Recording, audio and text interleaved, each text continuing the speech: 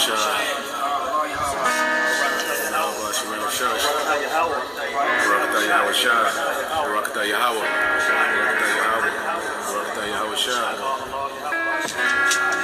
beheld till the thrones were cast down, and the Ancient of Days did sit, whose garment was white as snow, and the hair of his head like the pure wool.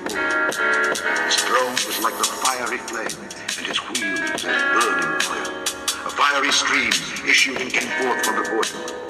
Thousands ministered unto him, and 10,000 times 10,000 stood before him. The judgment was set.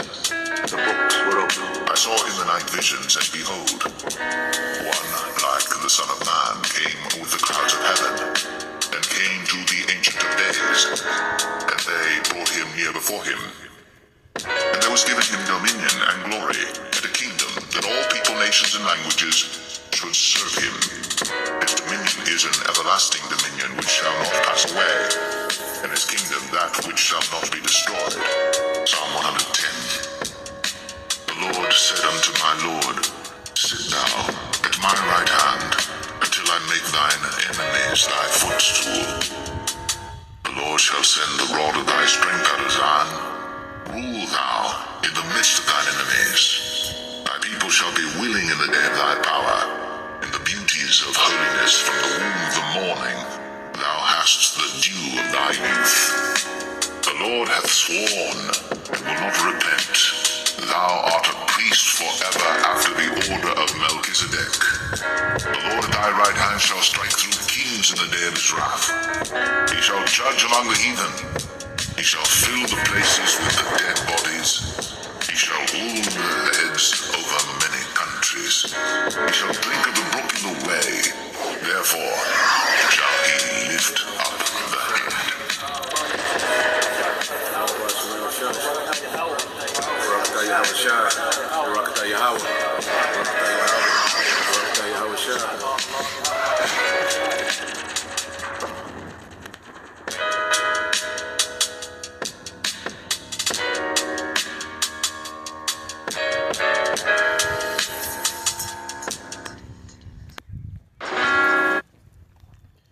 All right, Shalom. First and foremost, I would like to give all praise and glory unto Yahweh, by Hashem, Yahweh Shai, by Hashem, Kakadash. Double honors unto the apostles and the elders of GMS who rule well, teach well, being great examples to his younger brothers.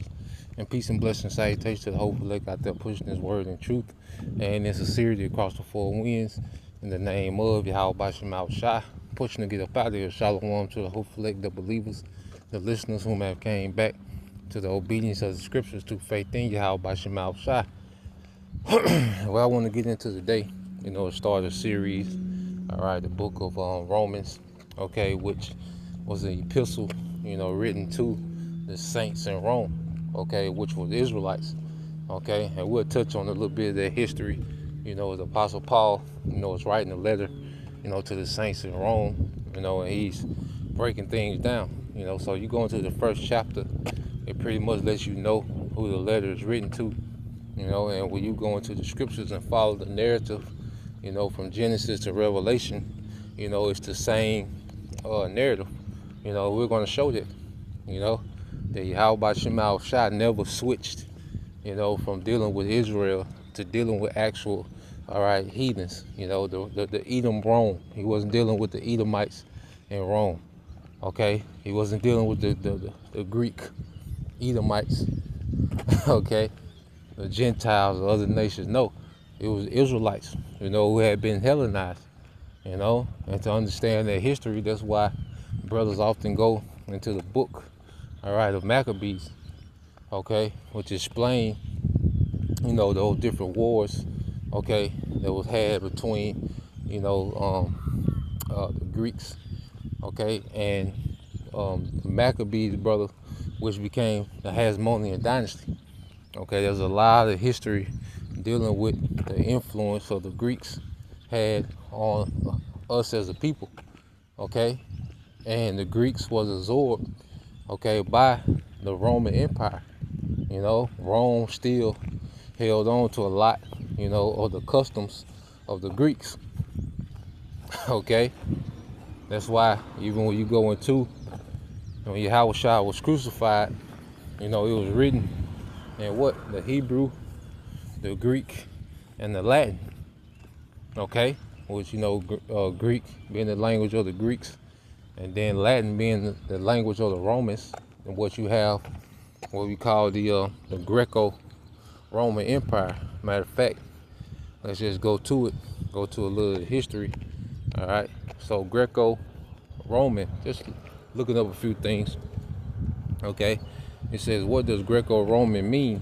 It says having characteristics that are partly Greek and partly Roman, specifically having the characteristics of Roman art done under strong Greek influence. Okay, and you read down what is an example of Greco-Roman culture.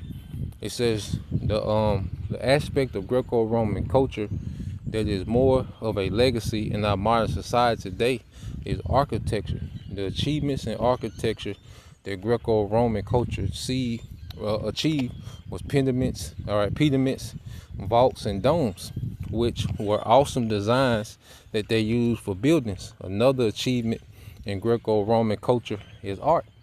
Okay, and when you go fast forward, all right, Esau's birth, rebirth, okay, back in the power was known as what?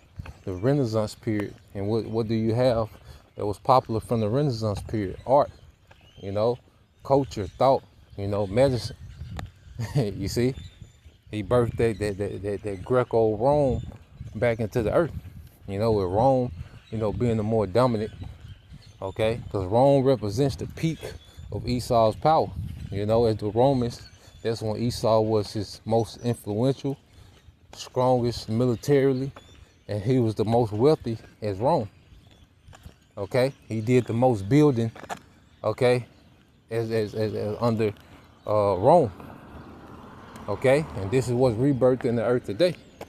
Now you go into it. It says the Greco-Roman period. Okay, and it started in 332 BC. Okay, and it ends at 395 AD.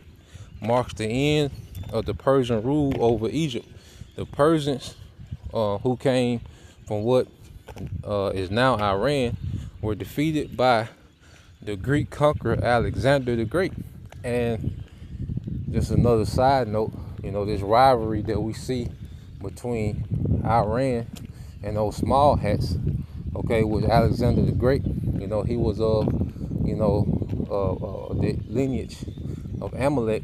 When you go to his father, Philip the Macedonian, okay, you trace it back to Haman, Haman, in the book of Esther, in the Apocrypha, he was a Macedonian, okay, and he was from the lineage of Agag, the king of the Amalekites. Okay, so the Bible, through the Bible, you can link Alexander to Amalek.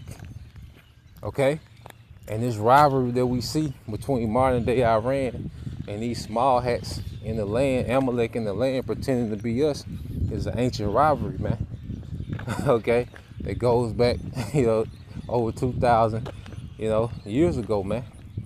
Okay, just a side note on that, and it says, the Persians who came from what is now Iran were defeated by the Greek conqueror Alexander the Great, who occupied Egypt and founded a new capital at Alexandria.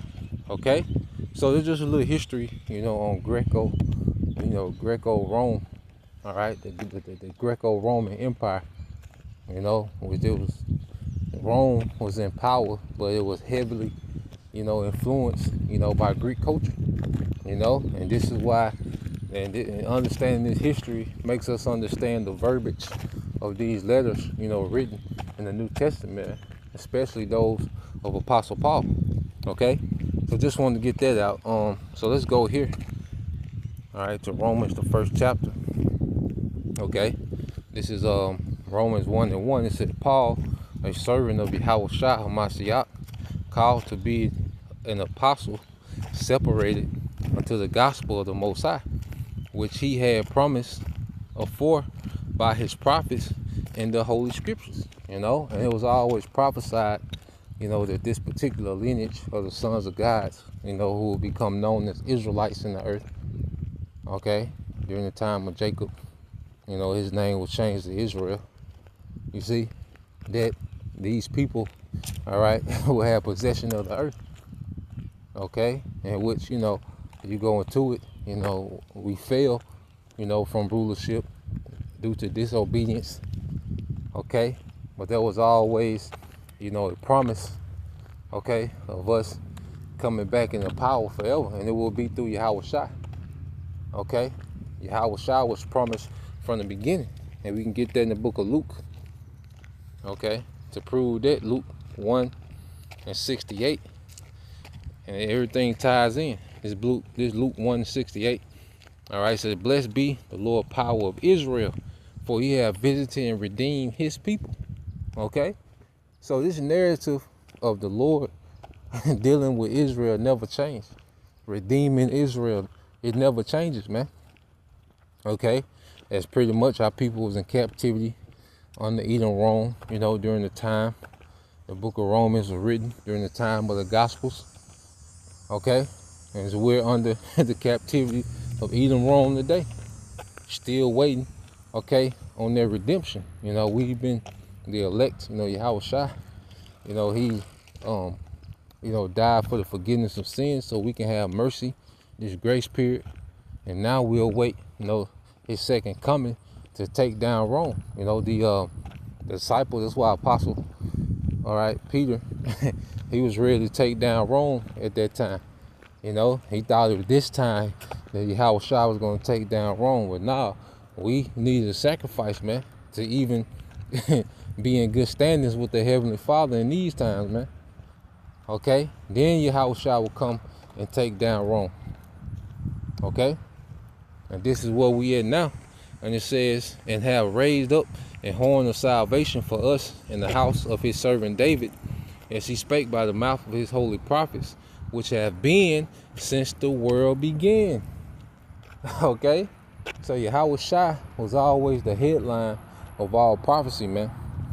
Okay, and that's why when he came the first time, the believers thought that was it. They thought Yahushua was coming to wrap this thing up, man. No more rulership of the heathen. Okay, the throne of David being established in the earth again. That's, the mindset the believer was in then. Okay, but nah, that was just the first phase. Let's say we needed a sacrifice, to be in good standings, to bring peace, between the Heavenly Father, okay, and Israel, beginning with the elect. Okay, and it says, keep reading. It says, verse 71 said that we should be saved from our enemies and from the hand of all that hate us, to perform the mercy promised to our fathers, and to remember his holy covenant, the oath which he swore to our father Abraham. Okay, so Yahushua was always set up, from the beginning, to be that sacrifice, that lamb slain before the foundation of the world, and also, to be that conqueror. You see, even the book of Jude, spoke about Yahushua traveling, with that great host. That was going to be the end time invasion, okay, of this Rome, okay, the Rome 2.0. All right, so going back to the book of Romans. All right, and it says, concerning his son Yahushua, our Lord, which was made of the seed, okay, the seed of David according to the flesh. And let's read this in the NLT. The good news is about his son. In his earthly life, he was born into King David family line. Now, how could that be possible? Okay, he would have to be born of actual seed, of actual flesh. Okay, through man, through sex. Okay. and Christians, they still squirm, they squeamish when you speak about the birth of of the Messiah and sex in the same sentence, you know, they get squeamish, you know. Well, nah, man, that's the only way prophecy could be fulfilled. Him coming from that royal line of King David will have to be through the seed of man, and you get this word seed, okay, which goes into what? The Greek word sperma, okay. So you go into it. It says what? The semen, viral, the product of this semen, seed, children, offspring, progeny. Okay? So Yahweh Shai came directly from that lineage of King David. Okay? That's the only way he will be classified as a Judite. Okay? That's the only way that the promise made to King David, that he will always have a seed, okay, that will sit his throne. Well, Yahweh Shai is that eternal king that's going to sit the throne of David. That's the only way that's fulfilled. Okay? Let's go here to Hebrews, just to, you see? It's the book Hebrews, okay, chapter 2.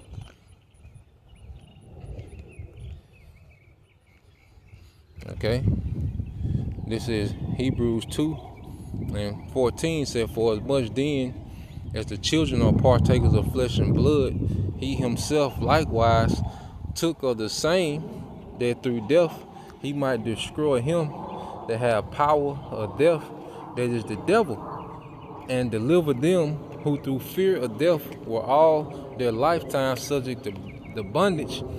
For verily he took not on him the nature of angels, but he took on him the seed of Abraham. Okay? He took on him the seed of Abraham, which is the same word, sperma. Okay? He didn't take on the nature of angels. He didn't have, you know, this miraculous birth and no semen involved, no sex involved. Okay? Because you're going to the word immaculate, it means clean. Okay, that's why Mary, you know, she had to go through, you know, her time of, you know, when she was unclean. Okay, and then she would come, you know, to the temple after she was clean, because she, all right, conceived seed. There was a law dealing with that.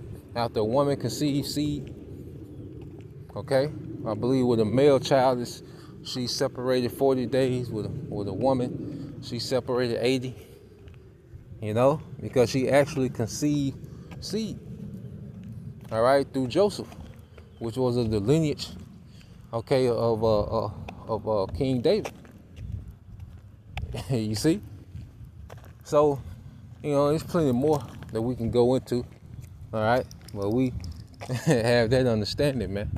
You know, there's lessons on that. You know, plenty of lessons out there. Just type it in, okay? GMS virgin birth, okay, and it'll be a plethora of videos going into that. All right, so let's go back into Romans. All right, Romans chapter 1, okay, and verse 3 again says, concerning his son Yahweh Shai Mashiach our Lord, which was made of the seed of David according to the flesh, and declared to be the Son of the Most High, with power according to the Spirit of holiness, by resurrection from the dead, by whom we have received grace and apostleship for obedience to the faith among all nations for his name. Okay, and every time the Christians say all nations, okay, when Christians see a precept that say all nations, they try to include everyone. No, remember, we are scattered. You see, no one ever talks about the narrative of us being scattered amongst all these nations, man. Okay? You go to the curses, what did it say? Matter of fact, yeah, let's get that in the curses. You know, you can't take away the narrative of us being scattered. Okay? But the grace, okay, which Yahweh Shai provided through his sacrifice, you know, through him taking on the sin of the nation, that grace went out through Israelites everywhere. That was into every type of culture, okay, that was considered hopeless under that first covenant, man. You see, but under Yahweh through faith, repentance, okay, under Yahweh, everybody, every Israelite, everywhere had hope, no matter what culture they was raised in, man. Those wild olive trees will be able to be grafted back in through Yahweh. Okay, but you go to the curses, Deuteronomy 28:64, all right, and the Lord shall scatter thee among all people from the end of the earth even unto the other, and there thou shalt serve other gods, which neither thou nor thy fathers have known, even wood and stone. So part of the curse of our disobedience would be us being scattered amongst all these nations. Okay? Because this is Moses addressing who? Israel. Letting them know the blessings for obedience and the repercussions, okay, and the punishment for disobedience. And one of those punishments is us being scattered, okay, throughout all these nations. You see? And through us being scattered, a lot of us became cultivated in the way of the heathen. You see? And these are the letters, all right, these are the audience of these epistles that we see in the New Testament, man. Okay? Because they're named after what? These Greek city-states, which was what? Absorbed by the Roman Empire. Okay? Galatia, Corinth, those are ancient Greek city-states. Okay? Thessalonica, you see? Those are ancient Greek city-states. Okay? They have been around before Rome became an empire, but they was absorbed into the Roman Empire, the Greco-Roman Empire. You see? So this is the audience of these epistles, man. Okay? Even the Apostle Peter, when you get to 1 Peter 1 and 2, the books of Peter, 1 Peter and 2 Peter, he's writing to Israelite foreigners. Because that's after the death of the Apostle Paul. So the Apostle Peter is writing letter, okay, to the churches that Paul, was dealing with, to encourage them and exhort them to keep going. You see? Matter of fact, let's just get it. You get you really got to deal with what's being said and what's being addressed. Okay? This is 1 Peter 1 and 1. Peter, an apostle of Yahweh Shah HaMashiach, to the strangers scattered. Okay? Did we not become a stranger? Okay? Was Israel not promised to be scattered? Okay? Throughout Pontus, Galatia, Cappadocia, Asia, and Bithynia. Okay? So these are what? Greek city-states, mainly in Asia Minor, that was under the Roman Empire at the time. Okay? It says elect. Okay? Why are they being addressed as the elect? Okay? Who is the elect? Elect according to the foreknowledge of the Most High, the Father, through sanctification of the Spirit unto obedience and sprinkling of blood of Yahweh Shah HaMashiach, grace unto you and peace be multiplied. Okay? And you look at it today, because it spoke about obedience. Well, there's only one group of people, okay, that's serious about the obedience of the scriptures, man. Okay? All these other nations in the earth, no other nation is concerned about the righteousness of the scriptures, man, except the hopeful elect, because 2/3 they're bugged out. They're not concerned, but there's only one remnant of people in the earth, okay, and that's the elect of Israel that's serious about the obedience of the scriptures, man. Okay, that's really rehearsing the righteous acts, that's looking forward to the throne of David. Moab ain't looking forward to no throne of David. Okay, everyone's looking forward to what Esau got coming next, man. The digital age. Okay, the fourth industrial revolution, man. Okay, ain't no one concerned about Yahweh Shah returning, conquering the earth in righteousness. Okay, You see? So just that spirit of obedience is a token, because you have our people who look like the other nations. You got brothers in camp teaching they look like Edomites. Okay? But they have what? That spirit of obedience. And sincerity, man. Okay? So that's another indicator.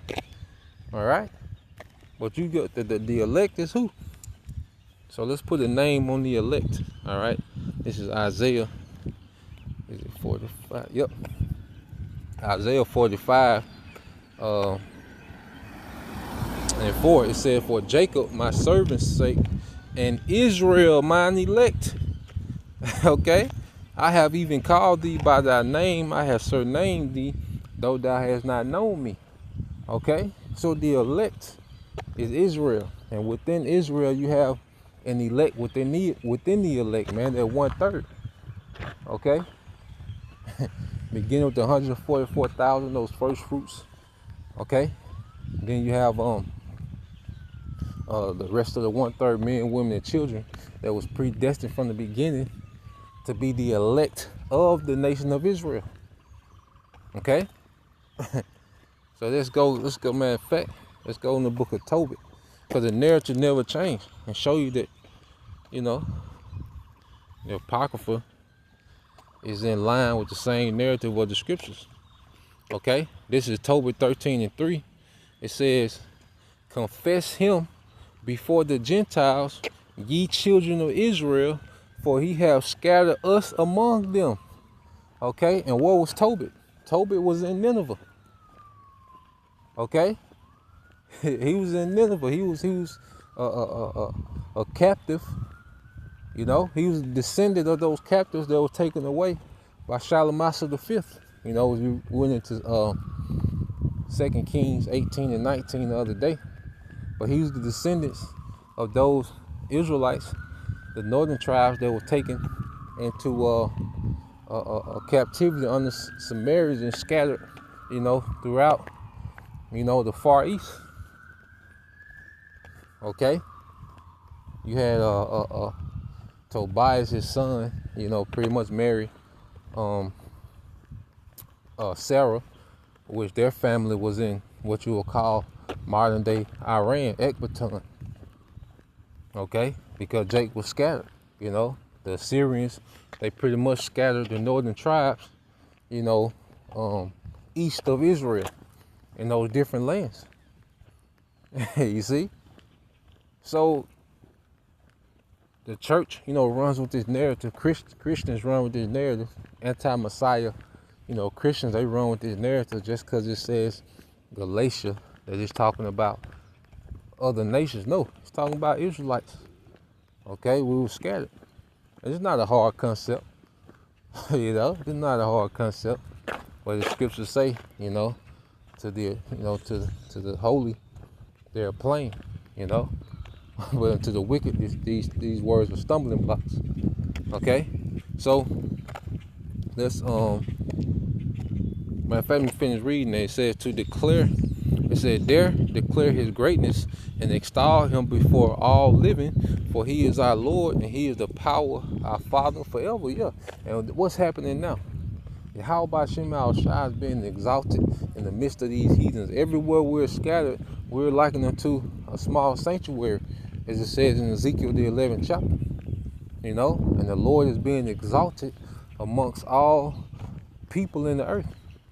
Brothers in Australia, Japan, brothers in Italy. Okay, brothers in GMS in Italy today. Okay, which Italy is what? The place of Rome. Rome is a city that was in Italy. Okay? So amongst all the earth, the Lord has raised up prophets to glorify and extol and exalt Yahweh Shem Al-Shai. Who else is exalting Yahweh Shem Al-Shai in the midst of this wicked kingdom, man? Okay? Moab trying to build a new son. Okay?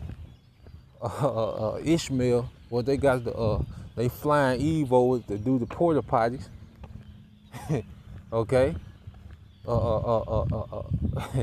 You got Elam, okay, which they one of the most countries. They're one of the most countries that's converted to their digital currency. Okay, Ham just confused. You see, who's exalting Yahweh Bashim Al-Shai in the midst of this wicked society that's anti-Messiah? What people are standing boldly, okay, in those names, okay, in righteousness, man. You see? Remember, the product speak for itself. You see?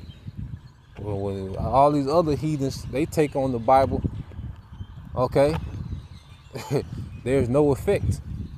But when the true people, okay, really get into this Bible, the earth started to change, man, through the spirit and power of Yahweh Bashim Al-Shai.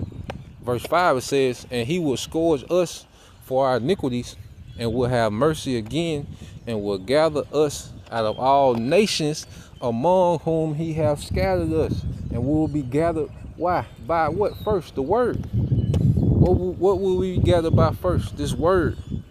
And then it will be a physical gathering through Yahweh Shai. Okay?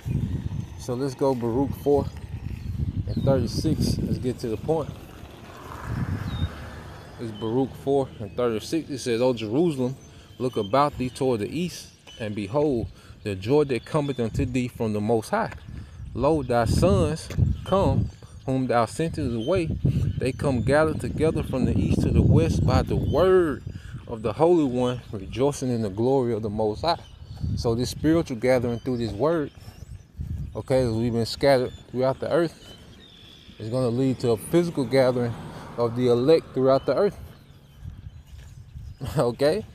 So you see how you can jump all around the scriptures and it's the same narrative when you have the correct interpretation.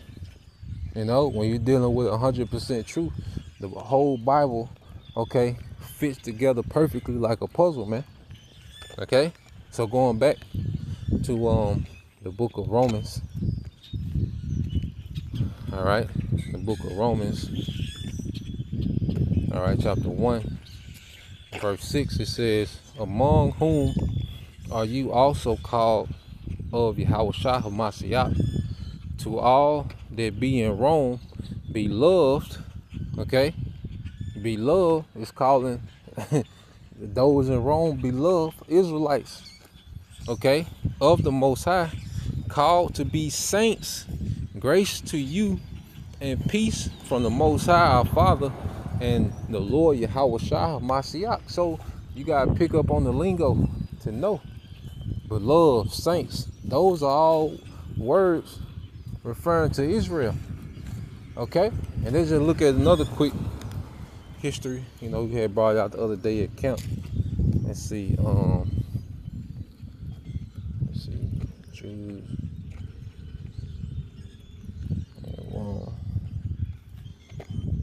See, can I find that article I found the other day?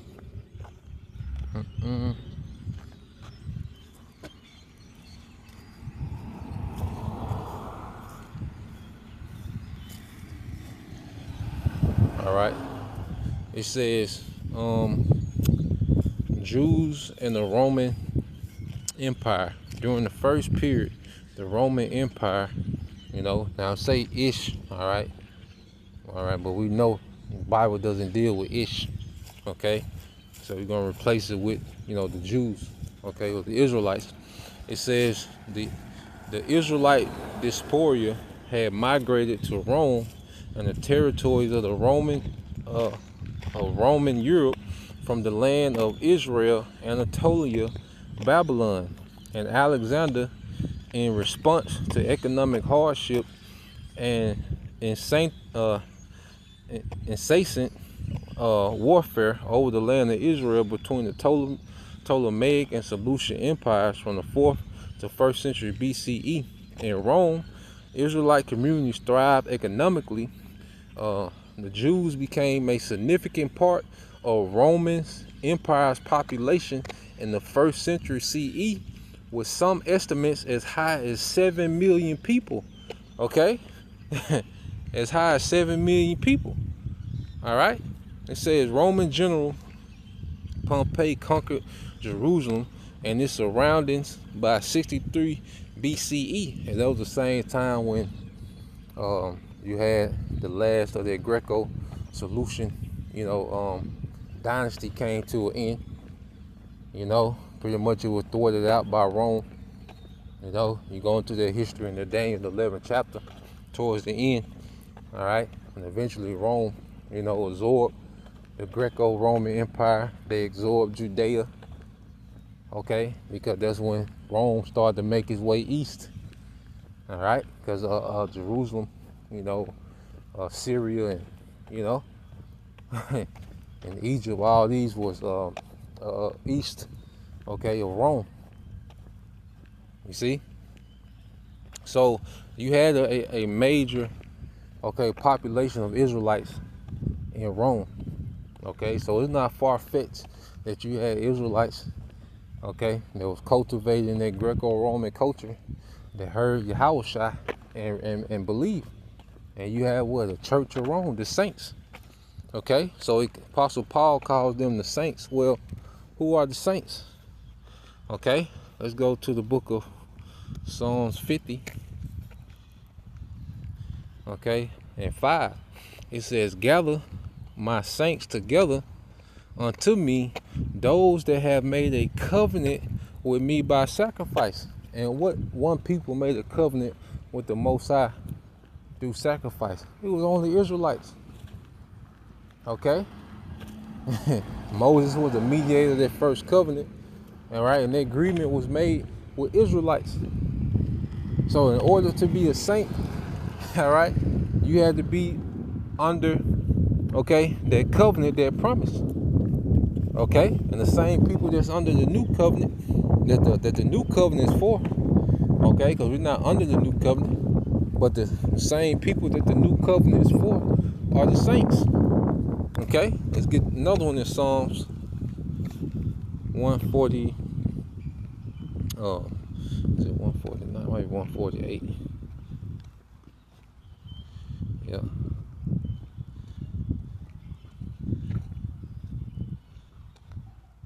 This is on Psalms 148 and 14.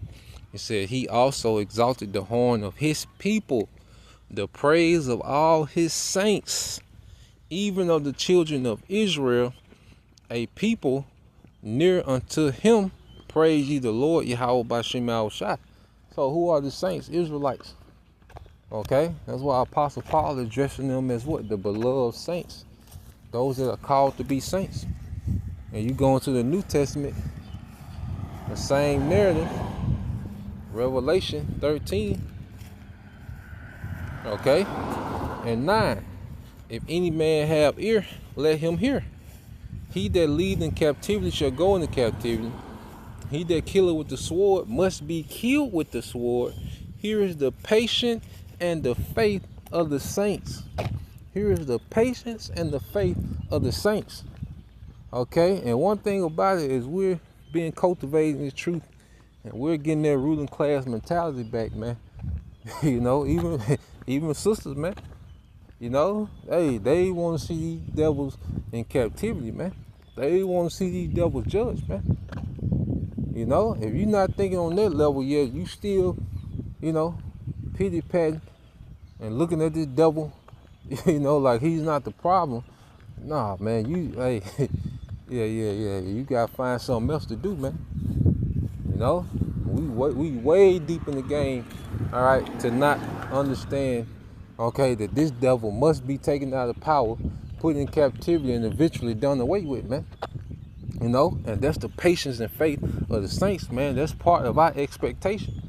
When we say, we ready for Yahushua to come back, we understand he's coming back with their wrath, their righteous judgment, and their reward.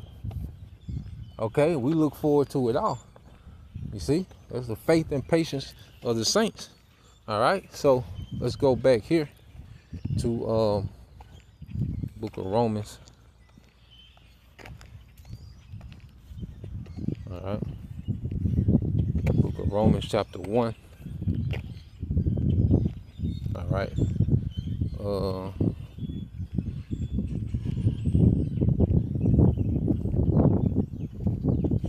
This is verse 8. It says, "First, I thank my power through Yahweh Shai HaMashiach for you all, that your faith is spoken of throughout the whole world." All right. So that faith, come on, man. Only Israelites have faith in Yahweh B'Shem Yahushua. You know. So the fact that they have faith, which is a gift from on high, and it's to the believers, man. All right. Those predestined are gifted with their faith. Okay. Verse 9, it says, "For the Most High is my witness, whom I serve with my spirit in the gospel of his Son, that without ceasing I make mention of you always in my prayers, making requests, if by any means now at length I might have a prosperous journey by the will of the Most High to come unto you. For I long to see you, that I may impart unto you some spiritual gift, to the end ye may be established." You know, so the Apostle Paul, you know, he wants to physically be around the church, you know, because a lot of these letters that the Apostle Paul will write, you know, he will be in bondage, you know, most of the time, you know, for the Jews, you know, they're pretty much in the uproar, okay, because Apostle Paul, you know, took the word to those Israelite foreigners, you know, and they of the circumcision that didn't believe. Okay, it's pretty much enemies, you know, to the cross, to Yahushua. You know, they were always giving Apostle Paul hell, you know, and part of his afflictions, you know, that he would be in bonds, you know, so it was certain times he didn't get to see, you know, the church, so he would have to write, you know, these letters, these epistles, you know, and Apostle Paul played a major part in cultivating, you know, these churches, man. You see, in the spirit, he had a heavy lot. You know, Apostle Paul had a lot on his plate. You know, verse 12 says that that I might be comforted together with you by the mutual faith, both of you and me.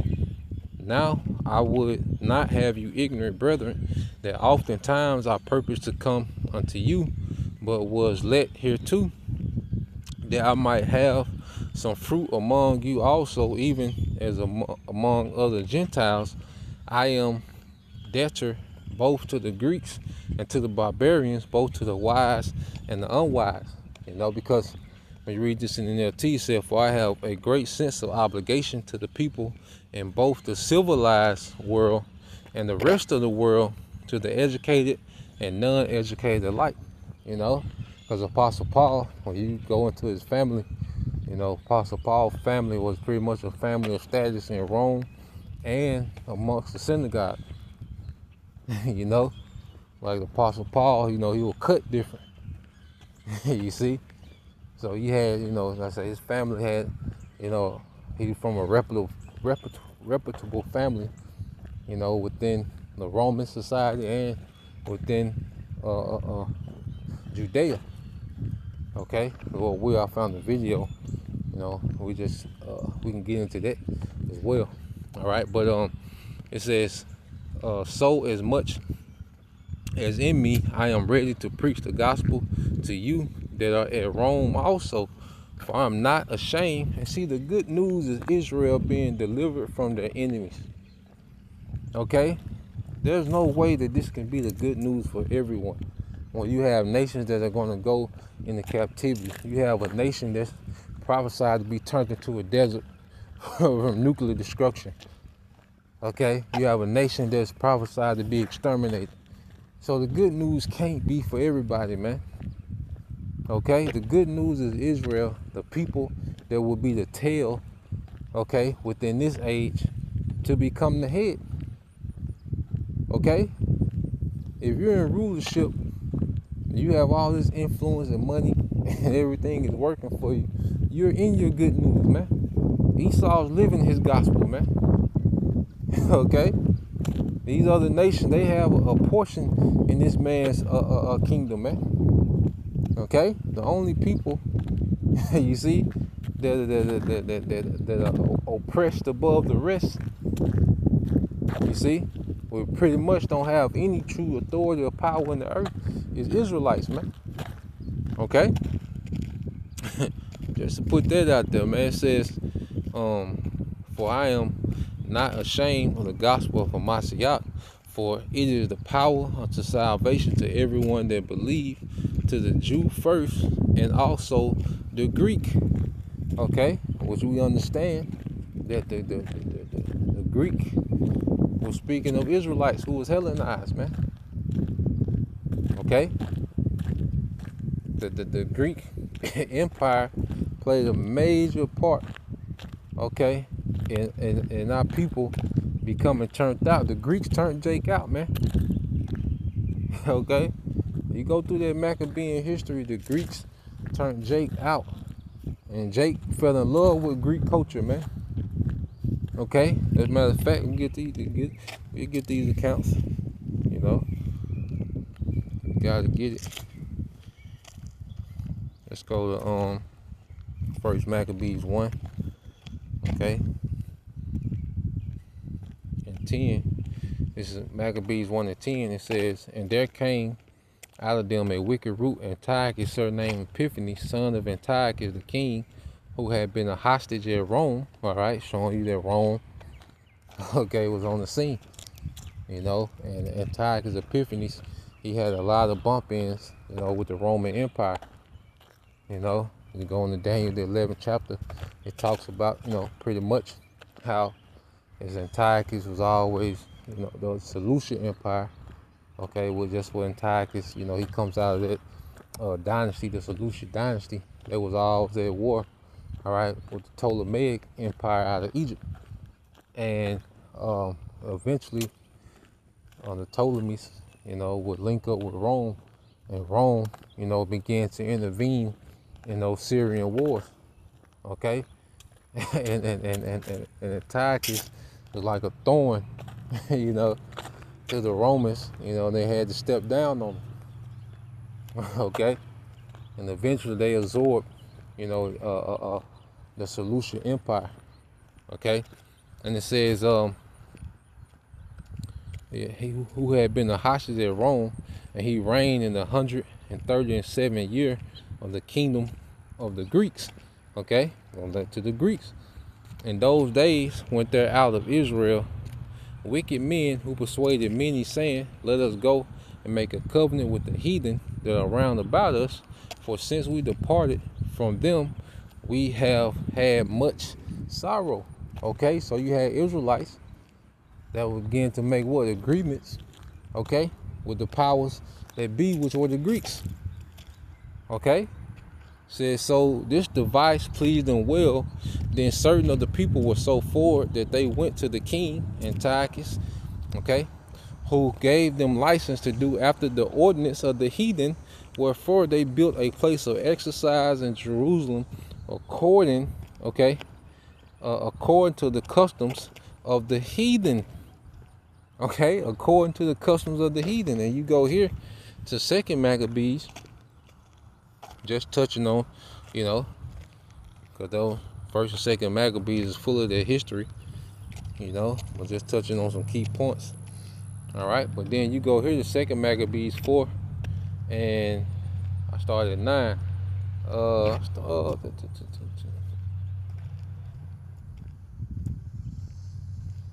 Yeah, let's start at 7. It said, but after the death of Seleucus, when Antiochus called Epiphanes, the same guy, took the kingdom, Jason, the brother of Ananias, labored underhanded to be high priest. You know, because you had Jakes in leadership position that fell in love with the Greek culture, the customs. Okay? Promising unto the king intercession 360 talents of silver, and of another revenue 80 talents. So he's pretty much paying to be high priest because of the status and the perks that came, you know, with being a high priest, man. The high priest was reverenced. Okay, when these nations would deal with Israel, well, their leaders and their nobles, okay, would deal with the high priest. Okay, so Jake wanted their position for the perks that came with it. All right, to the point that they would pay for it. You see, because they loved the custom of the Greeks and how they ruled, and the status of the Greeks and the fashion of the Greeks. Okay, and it says matter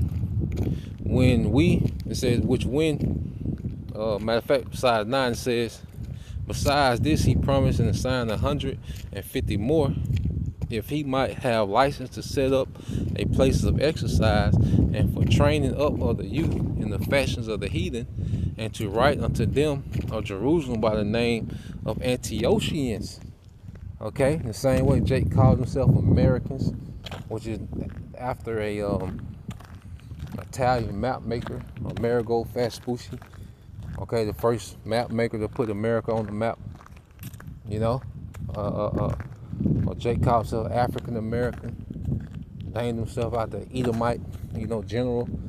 Okay, that was involved in the Punic Wars with Rome and Carthage. Leo Scipio Africanus. Okay, so you had Jake called themselves after an Edomite back then, Antiochians.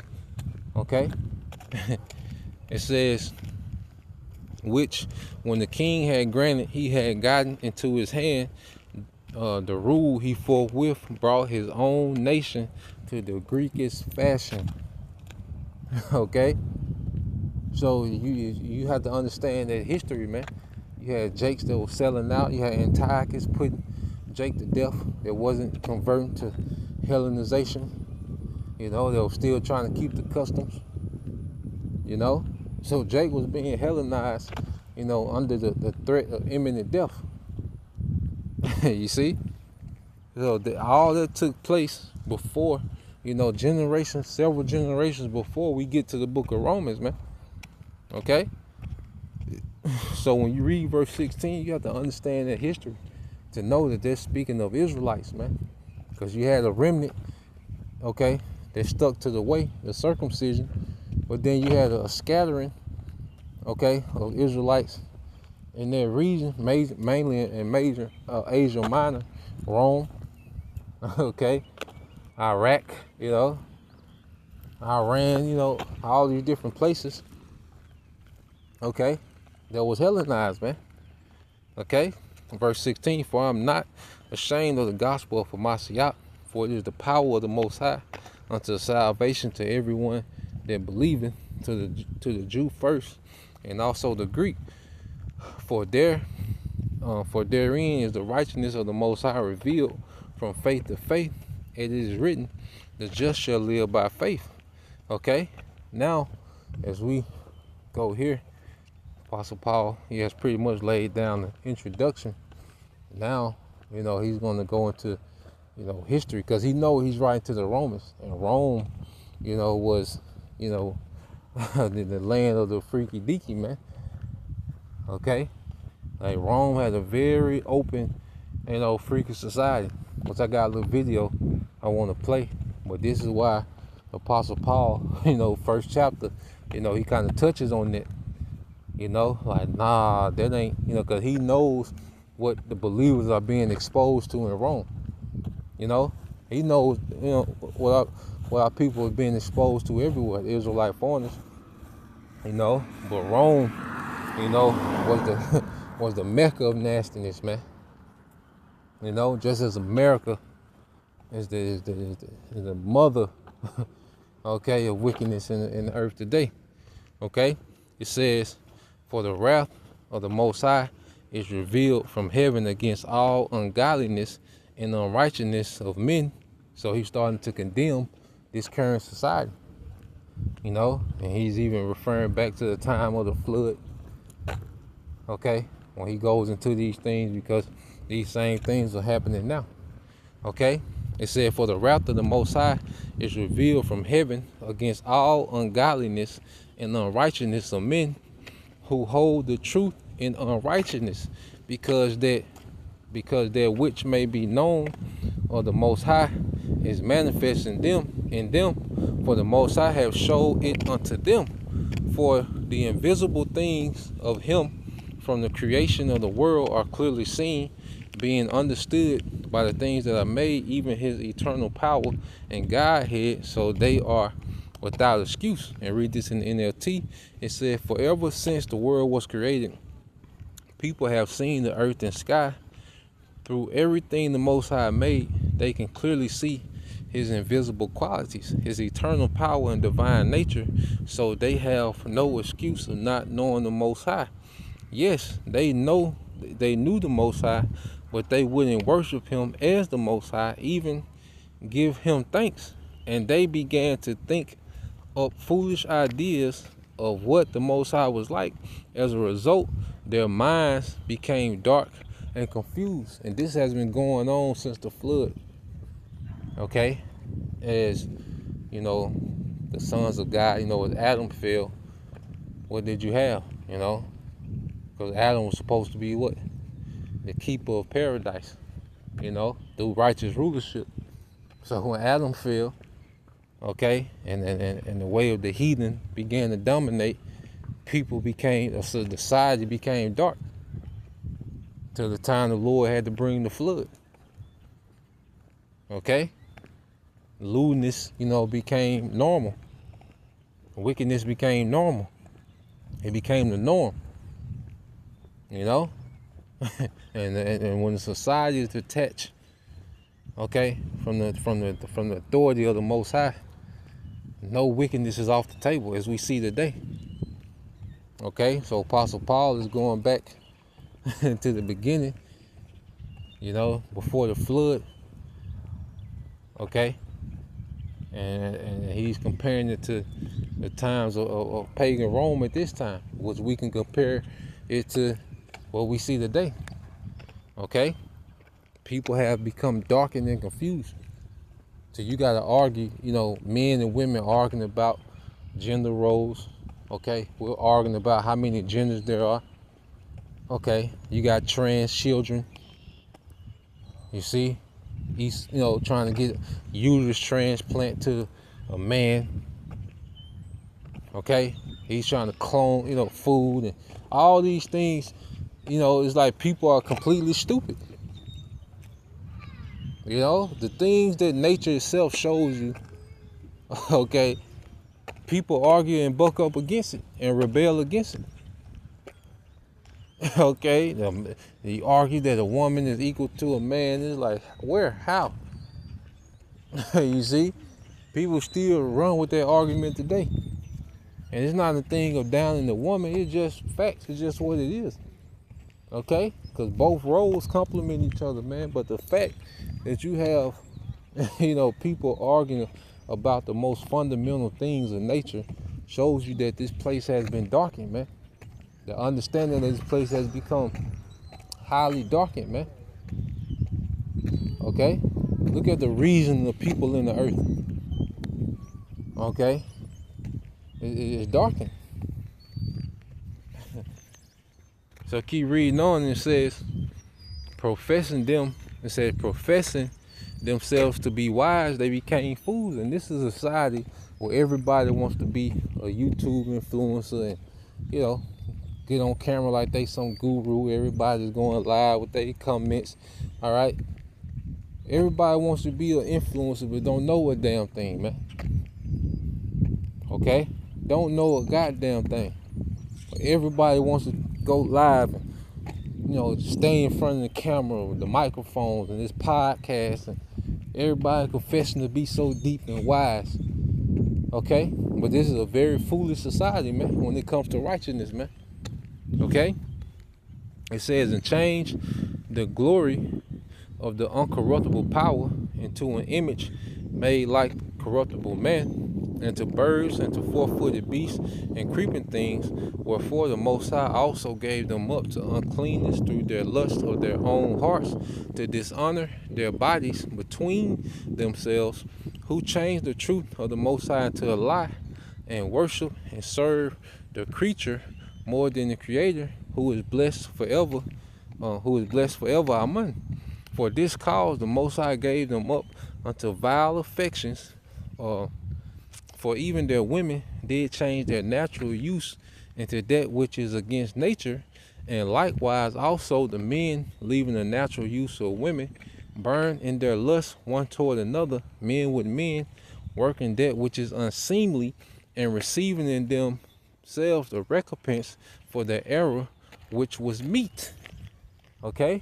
which you see the diseases, okay, the sicknesses, because here it is, this man promotes the alphabet lifestyle, okay, but that lifestyle is deemed as high risk.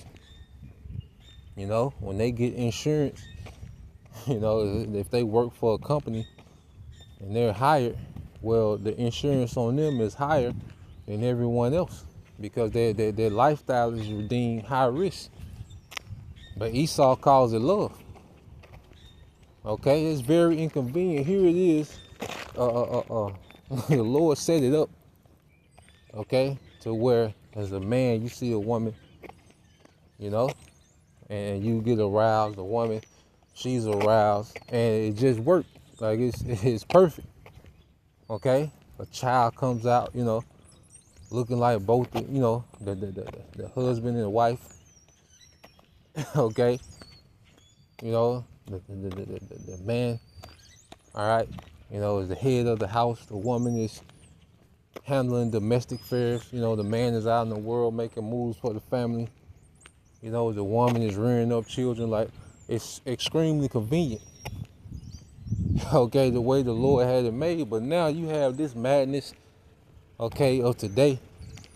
Okay, you got hormone blockers and the man trying to get his Adam's apple shaved, and the ride, trying to turn this ride into a box, and madness, man. Extremely inconvenient. Then these people cry about the surgery after they get it. They regret it, catching hell. The woman, is a stud trying to tie her breast down.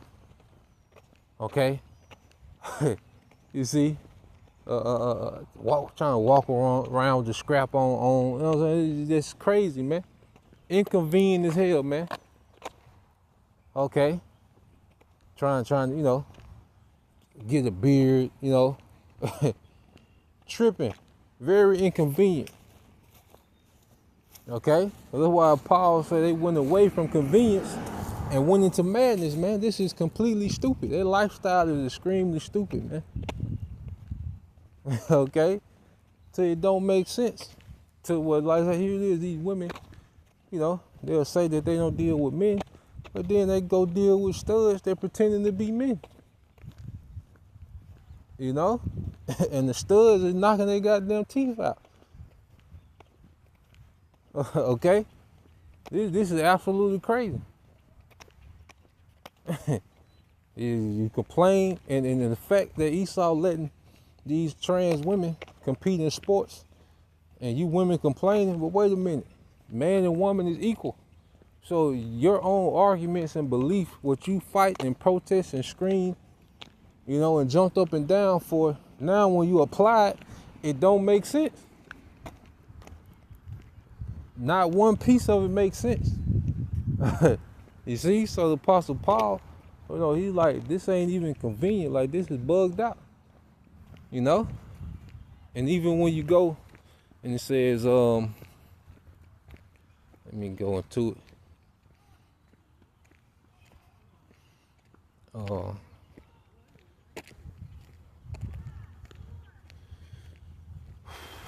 Let's read this again. Romans 1:27 says, and likewise also the men, leaving the natural use of women, burnt in their lust one toward another, men with men, working that which is unseemly, and receiving in themselves the recompense of their error which was meet. And even as they did not like to retain the Most High in their knowledge, the Most High gave them over to reprobates, to a reprobate mind, a mind void of judgment, to do those things which are not convenient, being filled with all unrighteousness, fornication, wickedness, covetousness, maliciousness, full of envy, murder, debate, deceit, malignity, whispering, backbiters, haters of the Most High. And that's the society today. Apostle Paul was referencing before the flood, comparing it to pagan Rome, and we can see the same thing today. This completely explains this society, man. Okay? It says, inventors of evil things, disobedient to parents, without understanding, covenant breakers, without natural affection, and implacable, merciful, who knowing the judgment of the Most High, that they which commit such things are worthy of death, not only do the same, but have pleasure in them that do them. Okay? Because even if, our people, or this society, they don't directly participate in these things, they cheerlead them on. Okay? And no one supports the alphabet more than the nigga woman, man. No one is an advocate, okay, of that alphabet lifestyle than the nigga woman. Okay? And when you get this, I want to get this video real quick. I think I had it queued up. So this is dealing with pretty much the culture of ancient Rome. Okay? The alphabet. So I'm going to play a little bit of it. Sexual in nature. A prime example. That being said, we can tease out some general concepts. To this end, two main points stand out the most. One, the Romans did not primarily categorize sexuality by gender, and two, they did not entwine concepts of love and marriage. Let's address the first point. Rather than looking primarily at a dichotomy of gender, Romans looked at a dichotomy of dominance and submissiveness. After all, their society was patriarchal, and the expectation for its free males was that they maintain their status by establishing their virtus, in this case referring to their sexual purity. Thus, same-sex relations were permissible, but only so long as the socially superior male was the active, dominant participant.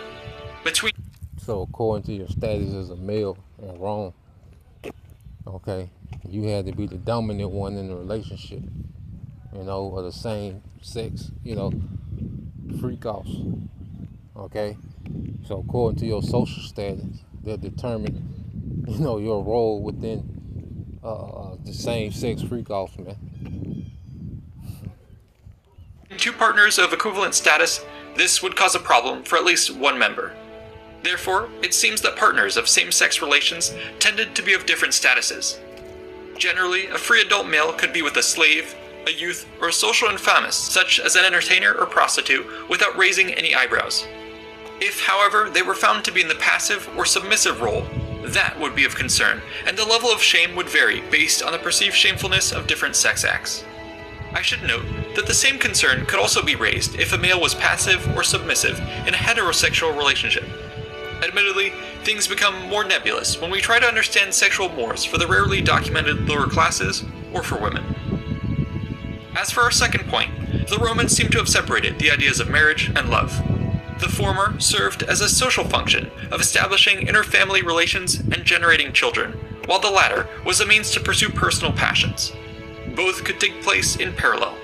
A Roman could therefore have sex with his wife one night and a male partner the next without breaking any social mores. The same actions, done today, would certainly draw different reactions in our modern era. There is much more we can discuss regarding these topics. So, that was the norm. They're like, they was just the norm of Rome. Okay? What they call, bi or whatever.